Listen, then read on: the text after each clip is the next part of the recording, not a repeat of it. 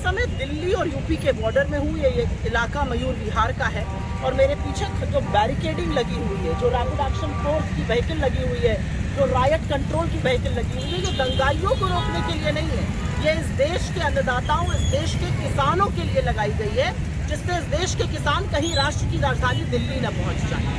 किसान शांतिपूर्ण तरीके से ग्रेटर नोएडा के इलाके में अपना आंदोलन कर रहे थे। जब उनकी महीनों तक बात नहीं सुनी गई तो उन्होंने दिल्ली आने का मन बनाया और राष्ट्र की राजधानी की तरफ जब वो आना चाह रहे थे तो अमित शाह की दिल्ली पुलिस यहाँ पर लग गई है कि एक भी किसान कहीं दिल्ली में एंटर ना कर जाए।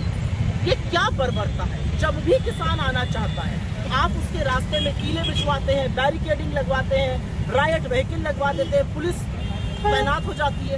इस देश के किसानों से आखिर ये सरकार क्यों डरती है? और आपको याद होना चाहिए कि ये किसान क्या मांग कर रहे हैं। ये अपनी फसल का उचित मुआवजा और अपने भूमि अधिग्रहण पर जो उचित मुआवजा सरकार की ओर से तय हुआ है उसकी मांग कर रहे हैं।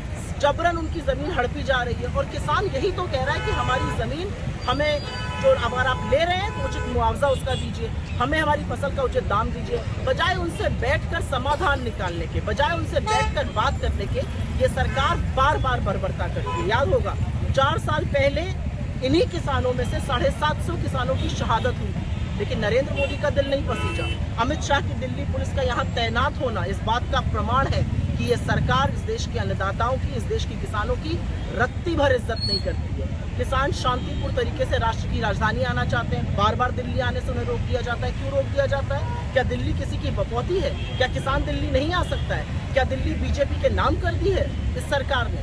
किसान शांतिपूर्ण तरीके से आए, उससे बात कीजिए, समाधान निकालिए, वार्ता कीजिए, चर्चा कीजिए। लेकिन किसानों को आतंकियों की तरह ट्रीट करना, रायट व्हीकल लगवाना और यहाँ पर इतनी पुलिस की तैनाती इस बात का प्रमाण है कि नरेंद्र मोदी के दिल में किसानों के लिए जरा भी सम्मान है।